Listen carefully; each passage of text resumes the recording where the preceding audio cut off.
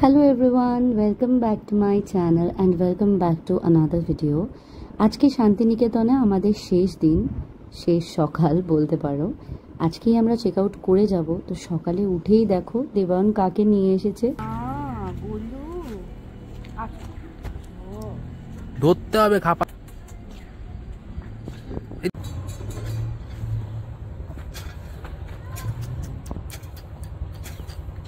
কি মিষ্টি, কি মিষ্টি মিষ্টি।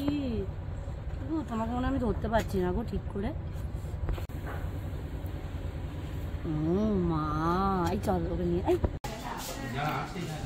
আজকের ব্রেকফাস্ট দেবায়নের অফকোর্স জ্যাম ব্রেড, লুচি, কলা, ডিম আর তরকারি। এটার গন্ধ খুব ভালো বেরোচ্ছে, তাই না? কালকে এটা ছিল না তো, আর এটা হচ্ছে আমার ভাগ্যে আজকে জুটেছে। কাল সারা রাত ধরে প্রচণ্ডভাবে পেট ব্যথায়, গ্যাসের ব্যথায়, টু বি স্পেসিফিক প্রচণ্ডভাবে ভুগেছি।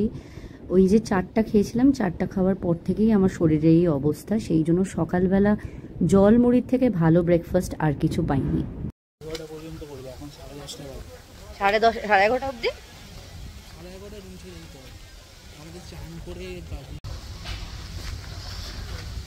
আজ ফাইনালি বসেছে অ্যান্ড বসছেও। কালকে বসলে কতটা ভালো হতো।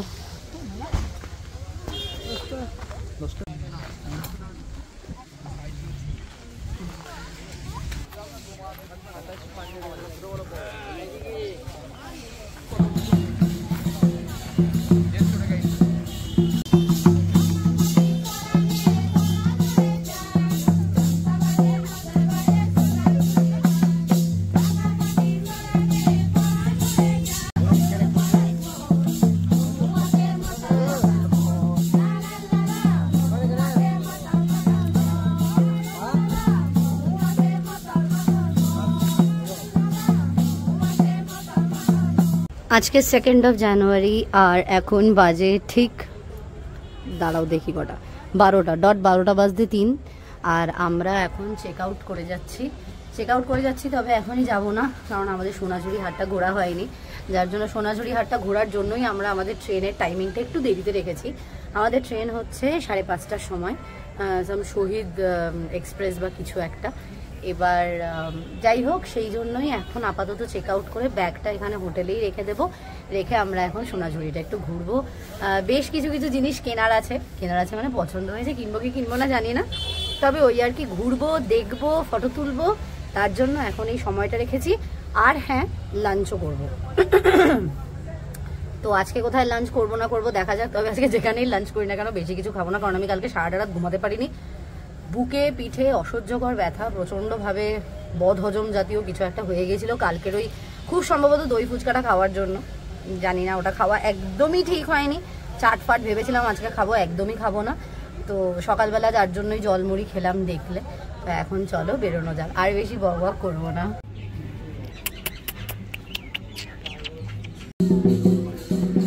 ফাইনালি বেরোলাম।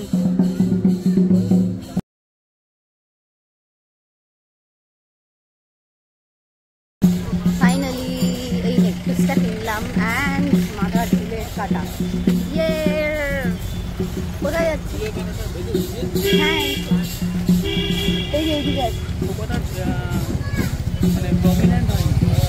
আমি তো ওরকম ভাবে তো বাঁধতে পারি না, আমি জাস্ট একভাবে গুঁজে দিয়েছি। কি বলিস? নাও করে দিয়েছি।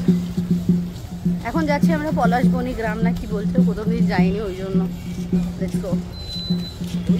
এখন আমরা যাচ্ছি গ্রামের রাস্তা দিয়ে। কোথায় যাচ্ছি তো জানি না, তবে এখানেও তো সুন্দর সুন্দর ছোট্ট ইয়ে বসেছে রে, কি সুন্দর লাগছে।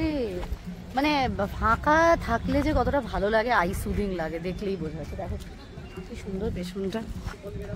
ও এখানেও বসছে, কি সুন্দর লাগছে জায়গাটা। মানুষজন কম থাকলে যে সত্যি ভালো লাগে। ভালো মিষ্টি, দারুণ। এমনিতেই শরীর খারাপ, অল্প, একদম অল্প।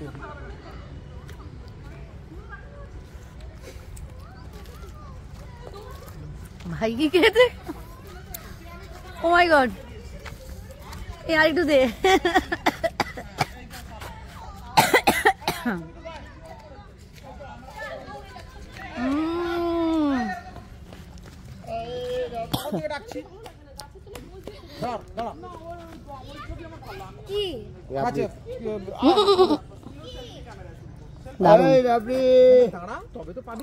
এতবারের আশাটা এবার তো মনে হচ্ছে যে মানে আসল জিনিসটাই খাইনি এতদিন ধরে, সেটা হচ্ছে এত ভালো রাবড়ি।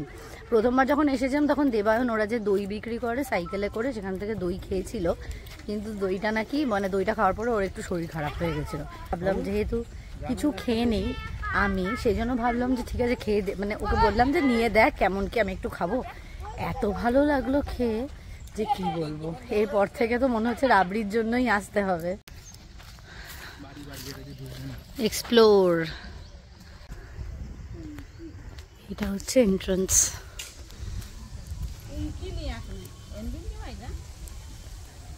ফাইনালি গ্রামে ঢোকার রাস্তা পেয়েছি। মা কি সুন্দর, আমাকে এখানে ফটো তুলে দে। নিয়মাবলীগুলো পড়ে নিয়েছিস? না, ফটো তুলো বারণ। না না, গ্রামের কিছু একটা নিয়মাবলী আছে যেটা আমাকে আবার পড়তে পাঠাতো। চলো দেখা যাক। পর্যটকদের জন্য প্রযোজ্য নিয়ম, বিনা অনুমতিতে ছবি তোলা নিষেধ, বিনা অনুমতিতে গ্রামবাসী বাড়িতে প্রবেশ করে যেখানে আগে শিট হয়ে গেল। তাহলে আমার মনে হয় না ঢোকার দরকার হবে। মানে বিনা অনুমতিতে কারোর বাড়িতে ঢোকা প্রবেশ করা বারণ আর কি। কেন এবার ঢুকবো ভেবেছিলাম যে বাড়িতে ঢুকে বলবো মাছ কি রান্না হয়েছে, সেটাতে এমনি আর কি মেরেছিলাম।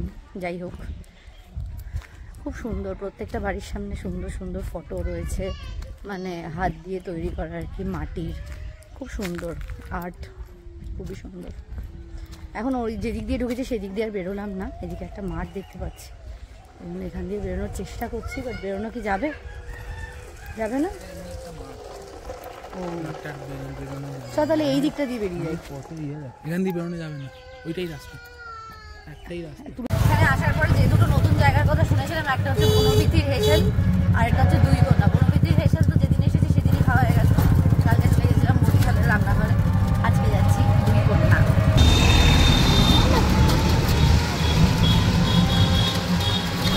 Now this is দুই কন্যা হেসেল ঘর।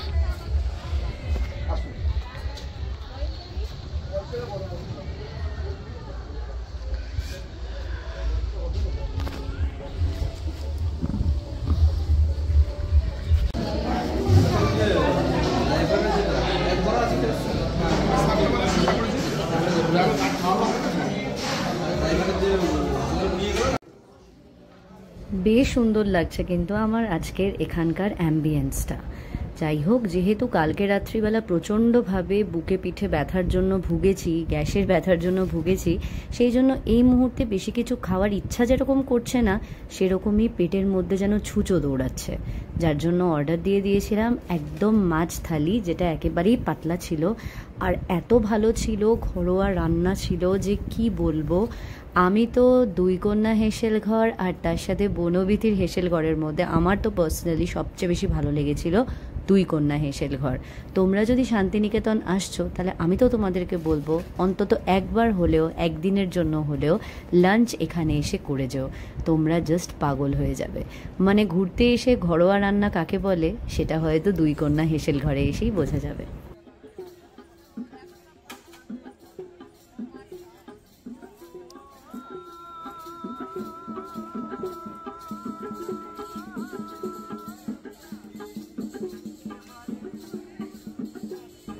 এখন প্রায় বেজে গেছে বিকেল 4টের মতো। এবার আমাদের ফেরার পালা, আর ফেরার আগে একবার এই পুচকুটাকে কোলে নিয়ে আদর করে নিলাম।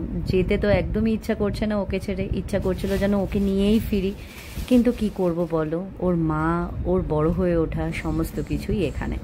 যাই হোক, তারপরে চলে গেলাম কিছু ঝটপট করে কেনাকাটি করার জন্য, কারণ ঘুরতে ঘুরতে খেতে খেতেই সময় চলে গেছে। সেই মতন আমি আমার জন্য কিনে নিয়েছিলাম দুটো খুব পছন্দ মতো কুর্তি, আর তারপরে চলে এলাম যেখানে পাওয়া যাচ্ছিল পাঞ্জাবি, কিন্তু অবস্থা দেখো, যেটা পছন্দ হলো সেটার আবার পকেট ফুটো।